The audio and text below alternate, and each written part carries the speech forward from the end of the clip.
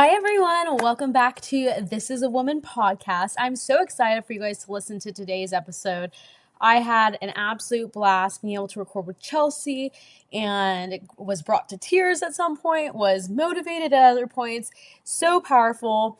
And so let me tell you guys a little bit about Chelsey Painter Davis. Chelsey Painter Davis is a natural-born Floridian, wife to her high school sweetheart, Austin, mom to their two small children, Emberlee and Dallas, and host of the pro-life Christian podcast Blind Mom Life.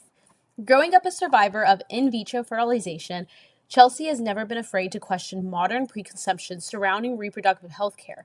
She lost her vision due to birth control pills she was pressured to take when she was only 19 years old, and started sharing her story publicly with Christian audiences in 2019. Then, when her son was targeted for abortion after a prenatal diagnosis in 2021, she took on the mantle of pro-life speaker to share his survival story. Chelsey has spoken before congressmen, news reporters, pro-life donors, Christian women, nursing students, and more. Through writing, speaking, podcasting, and fundraising, her intriguing testimony blends Christ's messages of hope and perseverance with disability advocacy to show everyone, everywhere, that all life is worth living. Like I said, one of my favorite episodes to record. You guys are going to learn so much from Chelsey. You might actually know her, and you might have seen some of her social media posts. Some of her Instagram posts have gone viral because she posts what's real. She posts the truth about things that are happening. But she also has a lot of funny social media posts. So you can find more about her social media in the show notes. But with that, let's dive into it. Women are currently being erased in culture, and I want to amplify their voices and share their stories.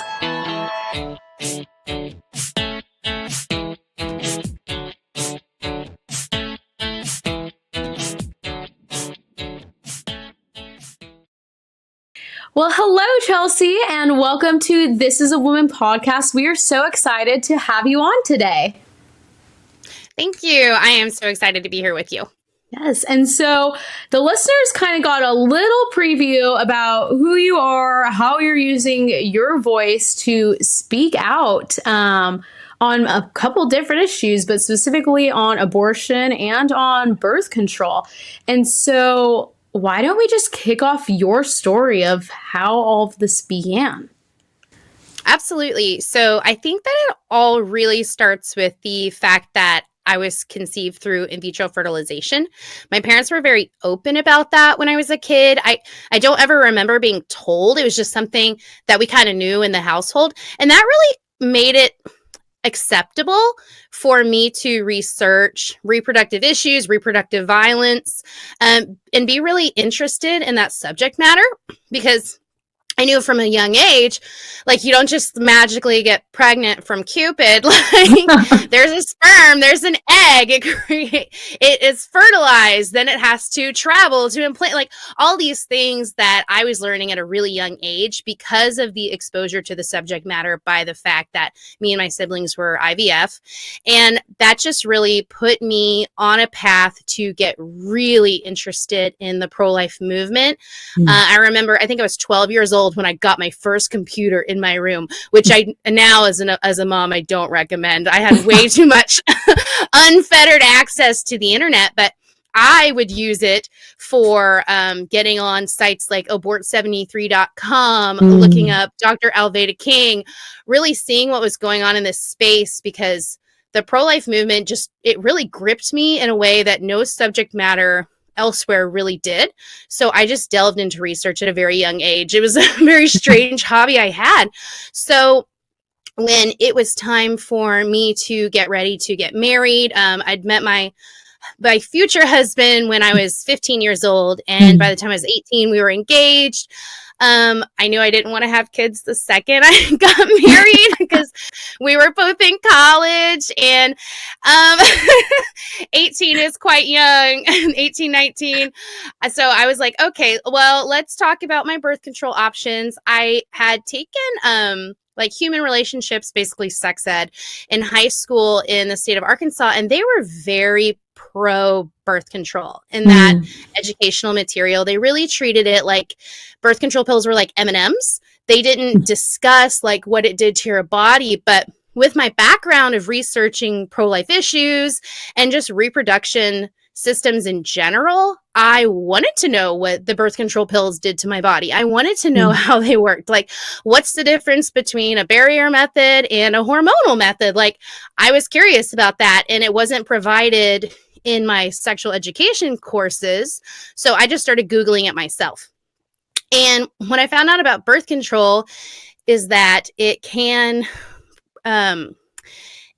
cause a fertilized egg to fail to implant properly, which, being pro-life from the moment that sperm meets egg at fertilization, when your human DNA is created, it can never be changed. You're unique, you're special. I was not okay with that. Like, it really bothered me. That felt like an abortion to me. I was like, if I have a human being inside of me, my body should be doing everything it can to protect it.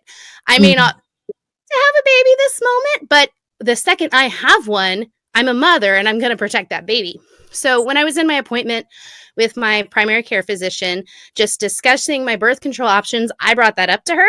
And I said, I'm just really worried. Is this going to harm a zygote? Like, what's going on here? And she just looked at me like I was stupid. Like, it was the dumbest thing she'd ever heard. And she just really wanted me to take these birth control pills. And it just, everything was so communicated so quickly in just that glance of like, are you freaking kidding me? Like, that's what you care about? And so I just agreed to do what she said. She told me to take birth control pills. I said, fine. I just mostly I want to be out of this appointment because my mom was there. We're talking about sex in front of a doctor. I'm 18. I'm like, just please, like, whatever. I'll take the pills. Just get me out of here. And so I started taking them. I wasn't married yet, so I knew it really wasn't, in my mind, it wasn't really that big of a deal. It's not like I even had the ability to get pregnant at that point. Yeah. But the more I took them, I was like, I'm just not okay with this.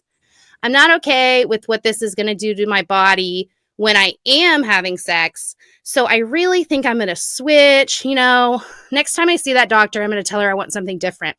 But before I even got that opportunity, I was hospitalized with a pulmonary embolism. I almost died because what they don't do before they give you birth control pills is check and see if you have blood clotting disorders. I have 2.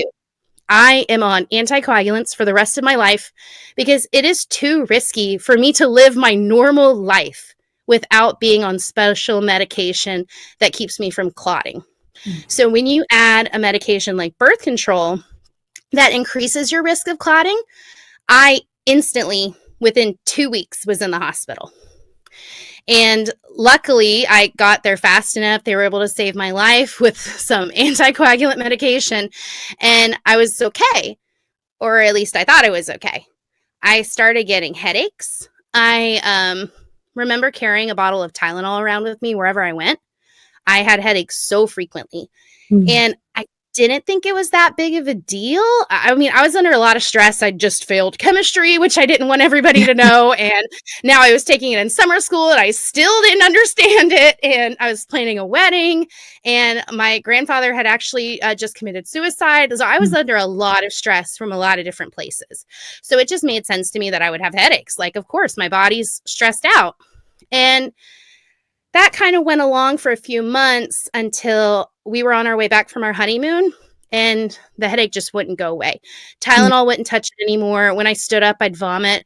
I remember throwing up in the parking lot at school, like trying to get back home to my apartment because I was so sick I couldn't sit through 15 minutes of class when the semester started again. And I went back to see that same PCP after 2 weeks of constant, debilitating headache. And she told me I was just stressed. She told me I just needed to calm down, get a massage, and just, it's fine. Like, your medical issues with the birth control are over. Like, you had clots, you're on medicine now, you're fine. Like, there's nothing else going on. It's not a big deal. If you insist, I can get you an MRI, I guess. And so once again, that same primary care physician just made me feel stupid. And so I just shut down. I said, okay. And I believed her. I had been stressed. And what else would be causing these horrible headaches? Like, clearly the stress of failing some of my classes and getting married. And clearly it was just too much. But as I went home and my vision started to blur, I just thought I needed to get a new pair of glasses. I just thought that I needed to replace the light bulbs in my apartment. It never occurred to me that what I actually had was a much more serious condition, and I was going blind as a result, likely, of these birth control pills. But because of the delay in care, the doctor's not really taking me seriously when I first came in with symptoms. I am almost totally blind now. There's nothing anyone can do, and I will be blind for the rest of my life. Wow. And I think we have that inner voice, like you said, you went to the doctor, like, I think there's something going on, like these headaches. Who is throwing up from just headaches? It's evident that's not just a normal stress headache. Yet you go and the doctor just completely ignores, honestly, at this point, everything. And, I think times are changing, but I think when we were growing up, it was this thing like you trust your doctor. If they say nothing's wrong with you, nothing's wrong with you. And so that just, okay, that's what the doctor said. So when did you hit that point of, okay, I don't just need new glasses, there is something wrong here? And did the doctors eventually step in then, or what was that next step like?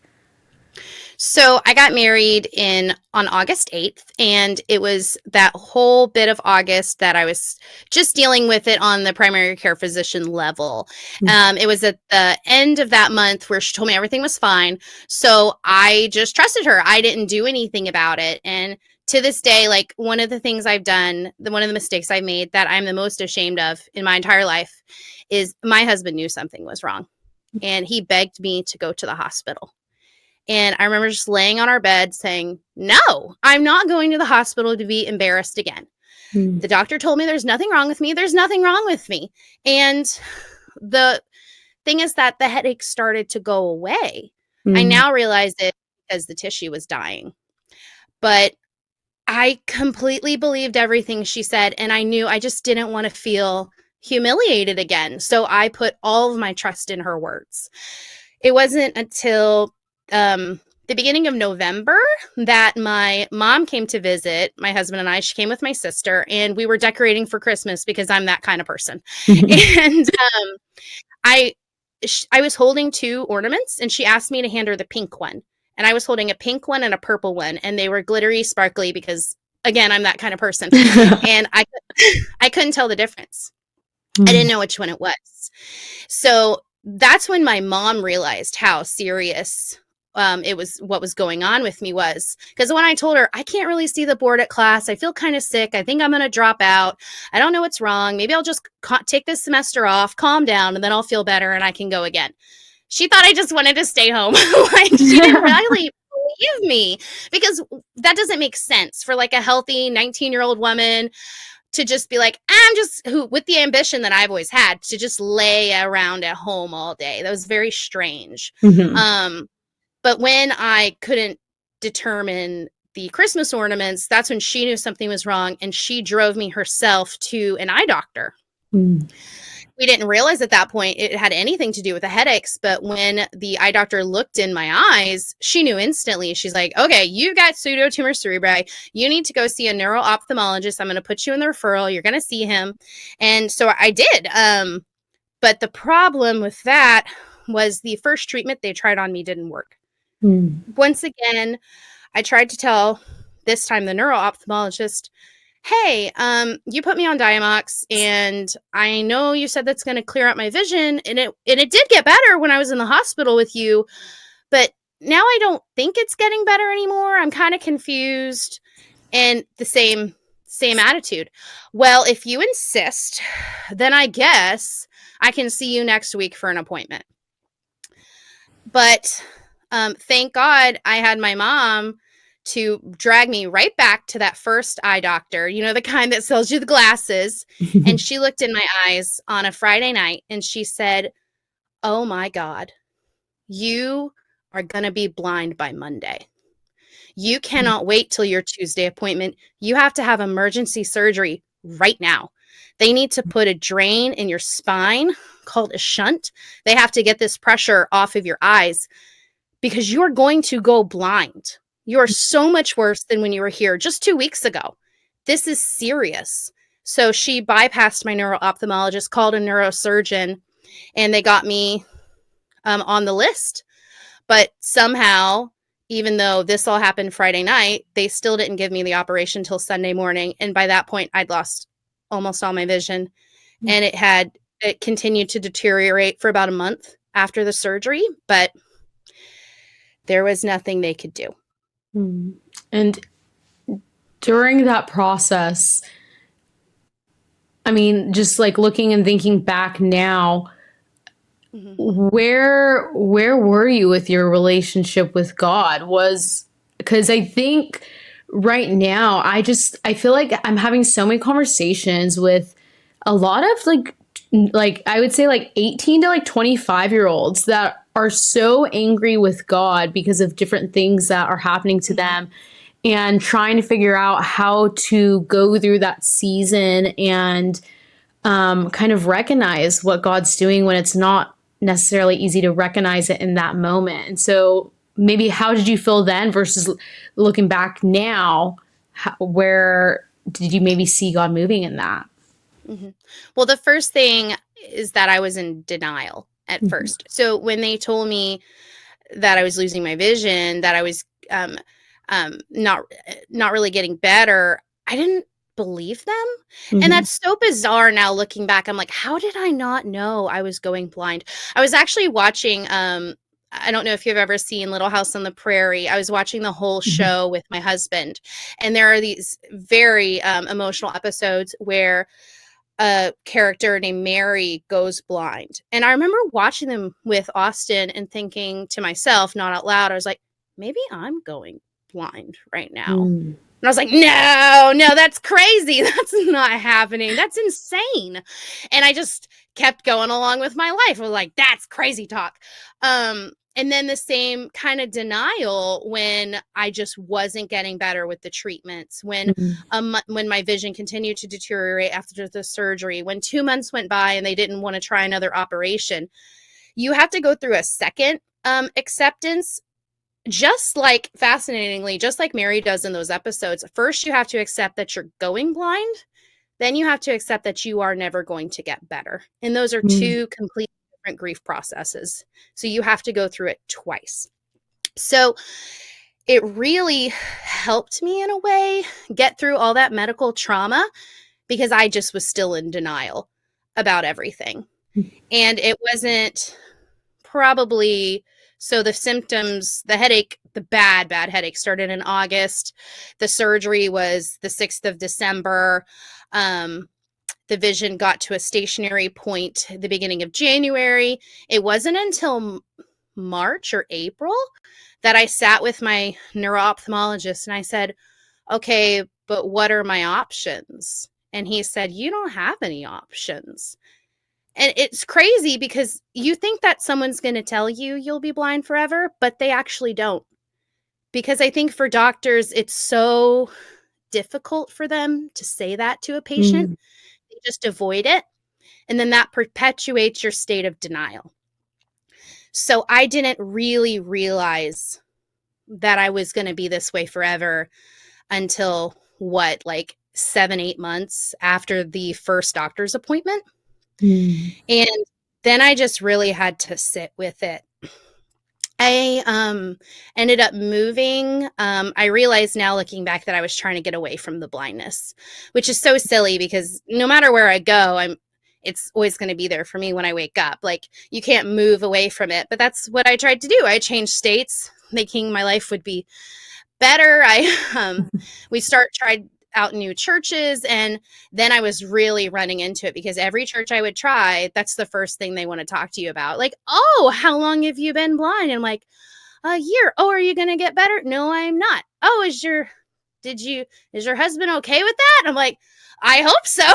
Like, all these awkward questions forcing me to face it. And I took a break from church for about 2 years because I couldn't handle the questions anymore, because those questions were all echoing the same question that I had in my own spirit, which is like, God, like, hello, like, are you still there? Like, I think our phone got disconnected. And just feeling like he'd completely forgotten about me. And I started to believe this this very subtle lie, almost like a sort of deism. I was like, okay, Mm, I know God is there. I know Christ died for my sins.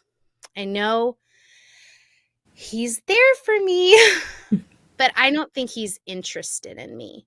mm, Is what I started to feel in my soul. I still thought I needed to do right. I still thought I needed to serve him. I still thought I was supposed to check all the boxes, dot all the I's, cross all the T's, but I didn't feel like God was pursuing me or particularly had much interest in my life. mm, I was just kind of there. And I stayed in that place for years until the second traumatic incident of my life happened with my son's abnormal ultrasound. mm. Yeah, and I mean, let's just dive right into that. And I think what you've experienced with that, it's something that women, when they get pregnant and they wanted to get pregnant and all that, they don't think about abortion or different issues, and that kind of got thrown on your lap. So Mhm. let's talk about your son and that pregnancy. Absolutely. So, I mean, just going back to being a huge pro-lifer since I was 12 years old, like at a hyper, I would say abnormal level, because it is not normal for 12-year-olds to even really know what abortion is. And at the point I was like 26 when I was pregnant with my son, like I could tell you different types of procedures on an abortion, mostly remember the names of them. I know which ones used clamps. I know which ones didn't. I was very hyper educated on pro-life issues, and I was very strong in my convictions on them. So when I go into my 12-week ultrasound, I am so happy to be pregnant. Like, we already had a 2-year-old daughter who we adored, and now we were pregnant with a son. Like, this was the best. This was great. And it really shocked me first when there was anything wrong with my son, because my daughter was so healthy. Like, it went amazing. The whole time I was pregnant with her, they were just worried about me because of the blood clot possibility. They Mm-hmm. didn't hardly ask questions about her at all. Like, the pregnancy went perfect. So I just took that for granted, and I assumed it would happen again, just like that. So when the sonographer came in the second time, that's when I started to get really scared. My husband, he tried to calm me down. He's like, "Oh, it's okay. Like, they just want extra pictures of our baby." And I was like, "Austin, why? This is bad." And Mm-hmm. he tried to rub my back. He's like, "No, no, you're overreacting. Like, it's totally fine." But I think moms kind of know in our gut. Mm-hmm. We know when our babies aren't safe. We know when something's wrong. And the next knock at the door was a maternal fetal medicine specialist, which is a obstetrician who specializes in high risk cases. And I didn't know who he was, and I was not on the schedule to see him. They apparently had to page him to come in and see me in the clinic that day because it was so unexpected what was wrong in the ultrasound imaging. And he began to explain to me that there was a mass in my son's abdomen that was a third of his body. My husband was looking at the image. He actually thought that big spot was Dallas's brain. That's how large and Wow. prominent it was. And when I tried to start breathing again, I asked the doctor, "Well, okay, so what are our plans? Like, what's the next steps for treatment? What are we going to do?" And he said, "Well, that depends. That depends on if you're going to continue with the pregnancy or terminate." And I cannot explain the punch in the gut that was. Mm. There were so many layers to that betrayal by my medical staff that I was putting all my trust in. Number one, I'm pro-life. I don't do that, was actually the first words that came out of my mouth, because I'm so aware of all these things. I didn't hear the word termination. I heard Sofer clamp. Like, I Mhm. knew exactly what he's talking about. I knew that he was qualified to do it in the office I was in. I was fully aware of all of that when he just said, well, are we going to terminate? And then there's the other layer of, you've just described to me the possible disabilities that this mass could indicate, and you want to terminate him because of that? When I came in with my daughter, she was a surprise baby. And that was notated on my, like, with the doctor. Like, no one ever asked me if I wanted to terminate her. But Mhm. now, because my son, who we told you was planned, might have a disability, now we're talking termination.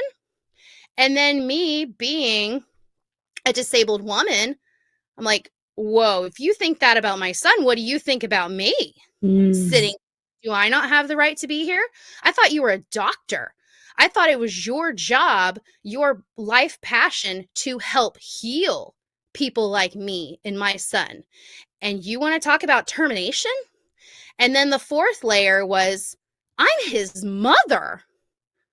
I'm his mother. How dare you think that's what I would want to do to my son? It hurt so much. And I don't even know how I got through the rest of that appointment, but I did. And they showed me out and they told me to wait for the next actual appointment where they would take my blood pressure and make me pee in a cup and all that kind of stuff. And they didn't offer me anything. They didn't offer me perinatal hospice. They didn't offer me a consult with palliative care. They didn't even offer me a quiet room to cry. So I had to go hide in a dirty bathroom and sob because I didn't know what else to do. Um, I thought that was going to be the end of the abortion discussion. I thought I made myself very clear in that appointment with him that that's never something that I'm going to accept. That's not what I'm going to do. I love my son, and we're going to do everything we can to get him treatment. But I then received a phone call at home talking about abortion. After that, I made a complaint to the hospital that I needed that doctor to stop talking to me about abortion. And the third appointment, I come in and he's talking about it again. That Wow. time, my husband stepped in and said, no, you need to understand, we are never going to have an abortion with this baby. And the doctor was he was so smooth. He was so slick. He was like, oh, okay. Yeah. I gotcha. Not 2 minutes later, he offers me abortion again in that Wow. same. And I was so upset because of all of those layers of pain that I'd listed before. Like, it was not a sanitized conversation to me. I didn't even have my clothes fully on during this appointment. I felt so vulnerable, so violated. Mm. And by someone who is supposed to be taking care of me, and like, obstetrician appointments are you feel very vulnerable in them. Like, they make you get undressed, they have to check you in areas you don't want to be checked by doctors. And next thing I know, he's saying, do you want a termination? But what I heard was, do you want a sofa clamp shoved up inside of you? And I was like, no, I don't. And I don't like you talking to me like that. It was so distressing. I didn't know what to do. On top of it, I have all this fear of, like, is my baby gonna die? Like the Mhm. doctor said he might. Is my baby gonna be um disabled for the rest of his life? I know disability is something you can deal with, something you can overcome, but that doesn't mean it's fun. That doesn't mean it's easy. It's still something you cry over. And all of that is swirling inside of me, and I didn't know what was going on. And I ended up reaching out to a pregnancy resource center because I knew at least they would be on my side. And they helped me get the strength to really push back against the hospital again and say, no, I don't want him in my room ever again. I don't want to talk to this person. I don't want him delivering my baby. I don't want to be around him. And I want this abortion discussion to stop. Mhm. And somehow at 20 weeks, it all went away. Suddenly they had a diagnosis for my son. It was non-serious liver calcifications. They ended up going away completely on their own. Something the doctor told me in the first appointment was not possible and would never happen. And he was fine. And no one talked to me about abortion again. He was delivered. He was not in distress. He was great. And before he was even a year old, there was nothing in his liver anymore. They just gone away. Like, by the hand of God, they were just gone. Wow. And it I'm just trying to figure out, like, with this doctor and how he immediately just jumped to abortion and just jumped to basically saying, like, when you're like, what's the next steps? And him just saying, well, we can terminate. It's it it's just heartbreaking to hear. And it's like the doctor was acting like, first of all, if your son, praise the Lord that your son is good and healthy. And I mean, so many women don't know much about abortion and the reality of it. And they're put in that scary situation. And the doctor's now like, your best option is terminate. So they say, okay, not knowing that if you did that, little did you know your son was actually going to be a healthy baby and be a healthy boy. But that doctor just acted like the second there was something wrong with him and he said that there's a chance that your son might be disabled or this might not work out well, that his life didn't matter anymore in the eyes of Yeah. that doctor. And that it was his place to decide for you if his life mattered or not. And so Mhm. I'm just, one, so sorry that that's what you had to endure from that doctor and from those people, but so amazed for how you stood up in that moment and had to unfortunately stand up against that. Your sounds like almost your entire pregnancy, or until you hit about 20 weeks, like you said. Mhm. Um, Yeah. and so your son, like you said, once he hit 1 years old, there was nothing even going on anymore in his lungs, and is now a healthy boy. And so have you seen that doctor since? Have you talked to him since? Has there been anything where, like, when you had your son, was it like, look, here's my healthy baby? Was there any communication, or was he completely gone and out of the picture? Um, I had a conversation with the doctor after I knew I had reported him to the hospital multiple times and told them I was never going to see him again, but I believe they had not told him yet. Mm-hmm. So he called me on the phone and he really was trying to retcon the whole situation. He actually he said, "Oh, Miss Davis, I didn't mean that termination was right for your baby. I was just bringing up the situation and I I don't know what gave me the strength that day to say to him, Dr. Porter, can I speak to you candidly? Do I have your permission to be honest with you?" And he said, "Oh, yes, ma'am. Of course. Of course." And I said, "The fact that you would even suggest to me that termination is okay for my baby is extremely offensive. And I Mm-hmm. don't like hearing that." And he was so slick. He was so smooth. He just immediately turned it. "Oh, well, of course, ma'am. I will make sure to detail that on all of your notes, and I will make sure that I'm the only doctor that sees you from now, and no one will ever speak to you about termination again." I'm like, "You won't stop. I counted. You've said it to me 8 times. We've had this conversation over and over again. And now I think that you're worried you're going to get in trouble because it's not okay to call patients at their house to talk Mm-hmm. to them about abortion. Now you're trying to pretend that's not what you've been doing the whole time."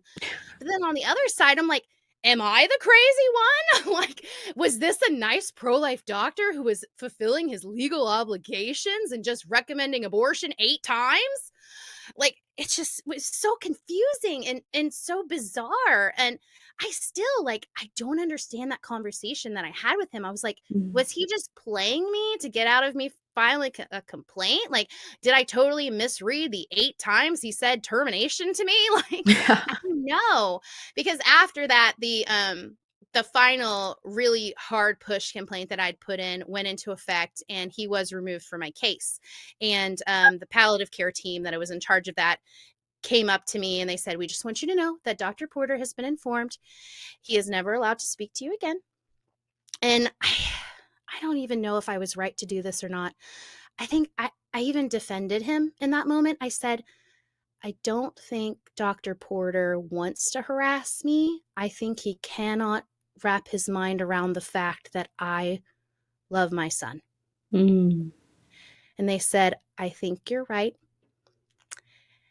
And he's not going to talk to you anymore." And so many people have asked me now, like, have you sent him a picture of your son? Have you written him a letter? And it's really bothered me when people ask me that because I haven't. And I felt so guilty. Mm. And I was just at a pro-life conference this past weekend, and I had an amazing opportunity to ask that question to a former abortionist. Mm. And I said to her, I don't think there's anything I can say to change his mind about what he thinks about children like my son. Mm. And I don't want to talk to him because I don't want to go back into that dark place I was, where I was so vulnerable and so scared and so frightened. And he reminds me of that. And I don't want to talk to him anymore. And I asked the lady, her name is Kathy. I asked her, is that me being selfish? Because maybe I could change his mind. And she said, that's not you being selfish. Mm. There probably isn't anything you can say different than what you've already said. Mhm. And you don't have to. And that made me feel like a burden was off of me, because Mhm. I've been carrying that for the past 2 years, just this expectation from other pro-lifers that I have to go in and save his soul from his worldview. And I, I cannot think of a single thing I could say different Mhm. or that I haven't already said to him. And I pray for him, and that's just, I make myself pray for him every Sanctity of Human Life Day. I force myself to, because I don't want to most of the time. I'm so angry still. But that's right now, that's the best that I can do.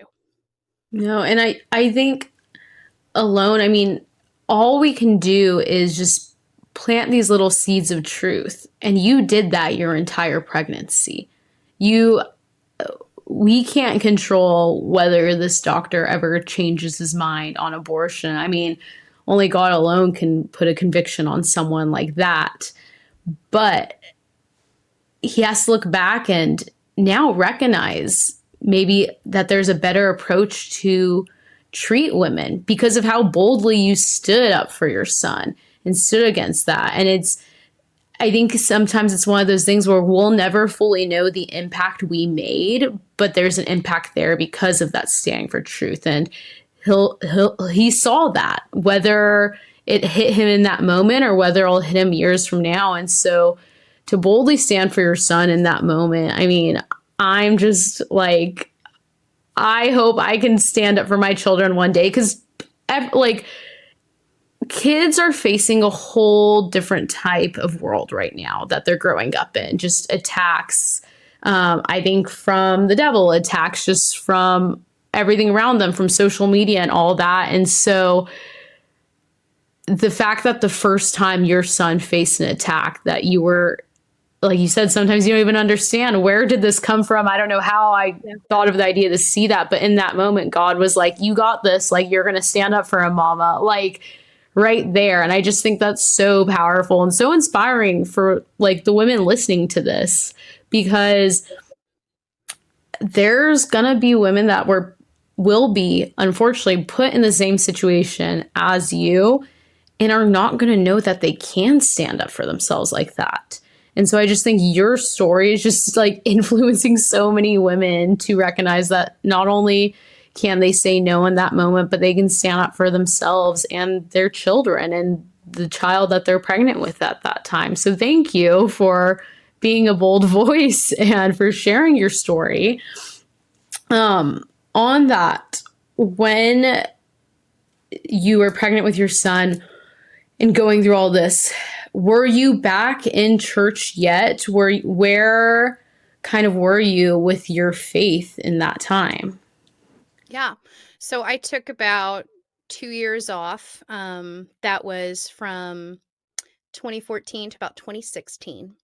And then we got back in church. We actually moved to the town over. That was a really good, like the momentum of like, oh, we're starting afresh. That kind of like reminds you like, oh, and you should find a church. Like you Yeah. should start getting back into the word. And that really was the kind of the catalyst. And at that point, I had had enough time with the blindness that when I inevitably went to church and they said, oh, you're blind? how long? Like, it didn't sting as bad. I Mhm. wasn't as I wasn't immediately turning to God and saying, "Well, how come, God?"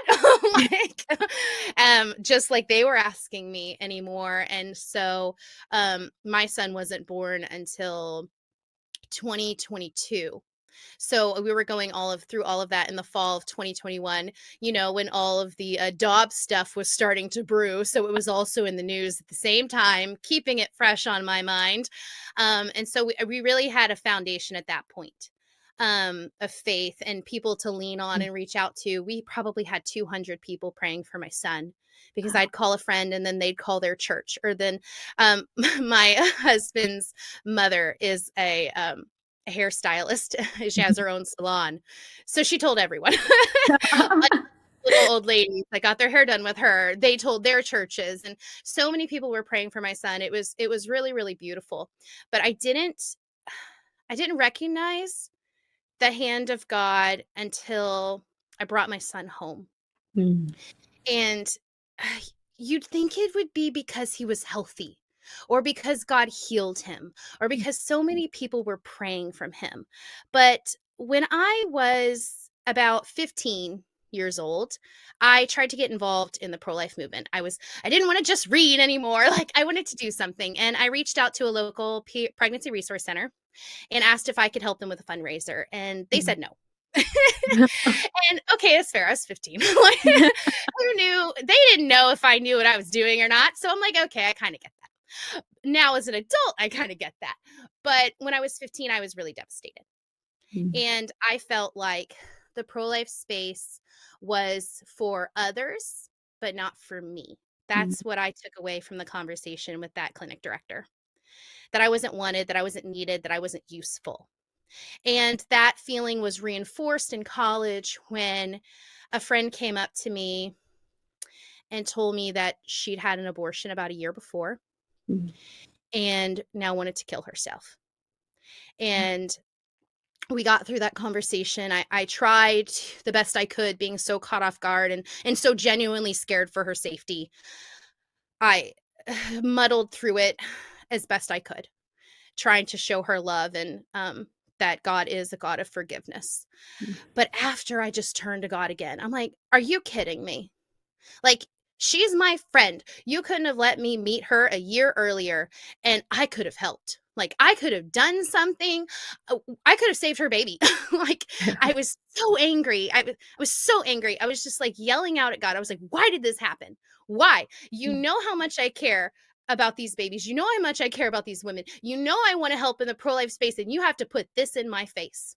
Are you kidding me? Mm. And I just started sobbing and breaking down, and I just begged God. I said, I just want to save one baby. Is that too much to ask from you? I just want to save one baby. Mm. And so when I brought my son home and he was going to be fine, I remembered that prayer Mm. and I realized that he was the answer to it. The one baby God had given me to save was my son. And I can't think of a more amazing thing that God has done in my life than that. Because even the blindness is rolled up into it. Because I really think that was part of what the doctor was evaluating when he looked at my son's ultrasound.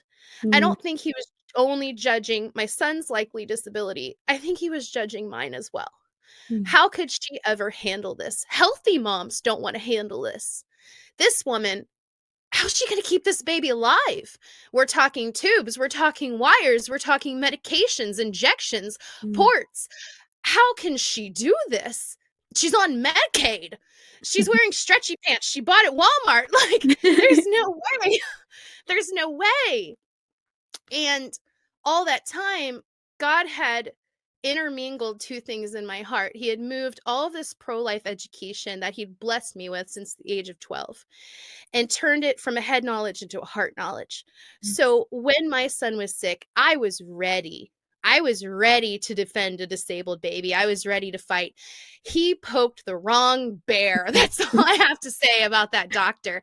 And now I look back at that whole thing and I'm like, if I had to be blind to save my son, Mm. I can't think of a better reason. It's so powerful to watch how God has had his hand over every step of your story years before even realizing why am I 12 years old and this interested in life and what abortion is and all that. Like you said earlier, most 12-year-olds don't even know what abortion is, and how in that moment you just thought, okay, this is something I'm interested in figuring out and studying, and God's sitting. I always like to think like God is kind of sitting there laughing at us like, little do you know what Yeah. I'm prepping you for. And just how God has just done that through your entire story. um Such a key part, I think, in your story too is there's a lot of girls that I talk to where it just is, um they hope for marriage one day, feel like it's never going to happen, watch their parents go through a not great marriage or different, all like, I think there's a lot of fear in marriage right now, especially for girls in the church.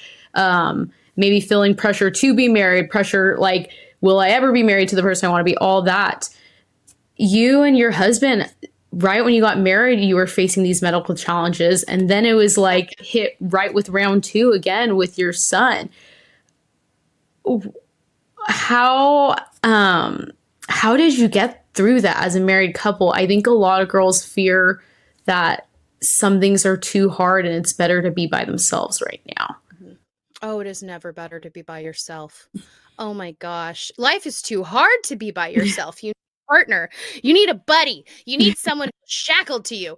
No matter what the situation is, they can't leave because otherwise everyone would because life is so hard. But it really like building a great marriage is the foundation for building a great family, having great Mhm. kids. But the foundation for building a great marriage is being picky when you're dating. Like I was the pickiest, rudest person, which makes no sense because I was definitely not the hottest person in high school, but I was so much the pickiest. And even now, like me and my husband look back and we did not have sex until we got married. And that was something that my husband, like, it was only a few years ago, he was telling me, he's like, that wasn't like super on my radar as a thing I was gonna do. He's like, but you were so adamant about it. And I was like, "Oh, you weren't just gonna not have sex?" And he was like, I didn't think about it much. And I was like, well, just so you know, if you try to pressure me into sex, I would have dumped your butt so fast.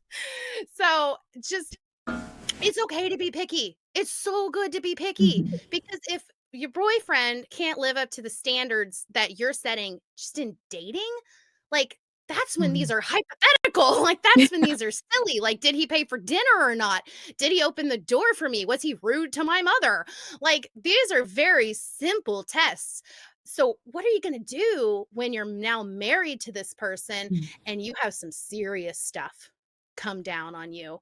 Like a Mhm. medical condition or a family disaster, like who are they going to be? And you really have to start in your dating looking for your husband because everything else is not just a waste of time, it is a distraction and it has a negative impact on you when you start to justify or apologize for or accept red flags in a relationship. You have to be so picky. And now I look back and I'm like, thank God, like I have the most incredible husband ever. When I first went blind, like a little kid came up to me at church and said, in little kid voice, Chelsey, you're just so amazing. And I was like, yeah, I know, but like, why specifically today do you think that? And he said, well, I just think it's amazing that your husband hasn't left you after your blindness. And I was like, oh, I guess that is amazing. But it is like no adult is going to say that to me, but a 10-year-old can. And Mhm. it's true. And everyone was thinking that. And it is so amazing now to have a husband that has been through that with me. And I almost pity other marriages that haven't really had hard times yet because they don't actually know that their spouse is going to stay. Mm. My husband and I have been through so much. We know we can get through the rest of it because we've already been tested, and we have this foundation of the Bible, of these expectations for each other, for ourselves, for truth, and what a godly marriage is. Mm. I have so much less stress. I don't have to like hide a bill from my husband, be like, I know I shouldn't have bought Arby's, but I did. Like, I don't have to worry about that, meaning we're going to get divorced.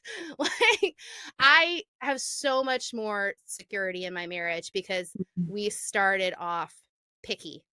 And that really just made it so clear who my partner needed to be. And now last night, I was just praying to God. I was like, thank you so much for my husband. My husband is incredible. And he's exactly who I needed.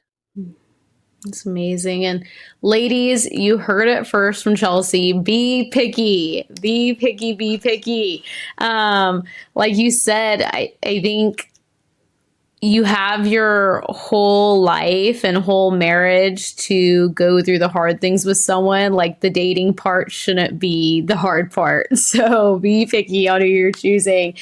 So Chelsey, with that, I want to give time for you to tell people where to like find more about your story, follow you on social media, wherever you think it'd be best to direct people to that. But also, I always love to just kind of open it up if there's any final thing that we didn't touch on that you want to share or that you want to share more on, or for any of the girls and moms listening today, if there's something you want them to make sure they really take away from this, I like to just open the floor for that. Yeah. So pro-lifers love to focus on the part of my story that my son is healed. Mhm. And that's important. That's amazing. It's a blessing to have a healthy, fully abled body. Like, it is great because then you can use it to do so many things for God that you are going to be limited in otherwise. Like, it's a gift, and I'm not trying to take away from that. But in my point of view, my son being healthy is virtually the least important part of my story, because disability is not a death sentence. Mhm. Medical difficulties are not a death sentence. You have a life to live as long as God is keeping you alive. You have value no matter what's wrong with your body. Like, maybe you're too short, or you're not the right size, or maybe you have brown hair instead of blonde hair. Like, we can be so arbitrary in the things that we think are wrong with us. But God designed us with flaws on purpose, because the more we fall short, the more he shows up. And there is so much beauty in disability. How much like less interesting would David versus Goliath be if David wasn't also very short? Like, it's so much more impressive that God used him. It's so much more impressive that God used Moses to free the slaves, even though Moses had a speech issue. It's amazing. And Paul writes in Second Corinthians that the perfect power of Christ rests on us when we accept our weaknesses. Mm. We can boast in God more because the glory is not coming from us. The glory is coming from God showing up. So I love the Josh Blue joke. It's hilarious that disabled people are the only minority you can join at any time. It's a little dark humor there, but it's really true. You don't know what's going to happen in your ultrasound appointment. You don't know what's going to happen after you take that medication you thought was safe. You don't know what's going to happen after uh, just a drive in your car. There's so many things that can happen to us, but that doesn't have to stop us from living out the lives that God gave us to live. You're so valuable. You're so important, no matter what shape your body is in. And you just have to accept that God has a plan for you. It says in Jeremiah 29:11, this is my life verse. For I know the plans I have for you, declares the Lord, plans to prosper you, not to harm you, plans to give you hope in a future. And there's so many days, there were so many years that I looked up at God and said, you forgot about me. You don't care about me. I'm not important to you. It's not true. It's not true. We just don't always see what God is doing. But as I've learned in the past 10 years of my life, just because you can't see it doesn't mean it doesn't exist. Amazing. Well, Chelsey, thank you so much for being on and for using your voice to inspire other women and to stand up for truth and really just saying yes to God's plans for your life and saying yes to his calling. It's so evident that you are exactly where God wants you to be and sharing your story as you are. And so I feel like we could sit here and talk for hours. I mean, this is just so fun. Like I've learned so much and just feel so inspired by you. Where is the best way people can follow you or maybe hear more from you? Absolutely. So the funnest place to follow me is on Instagram at Blind Mom Life. You can see a little quirky humor. You can see me go crazy about abortion. There's all kinds of stuff on that Instagram page. But if you want to see all of my work as a pro-life advocate, you need to check out my website, ChelseyPainterDavis.com. I'm a pro-life speaker. I'm a fundraiser. I'm working on a book. I'm a social media influencer. I got a lot going on. I'm a busy lady, especially since I'm also a stay-at-home mom with 2 toddlers and now a 3rd baby on the way.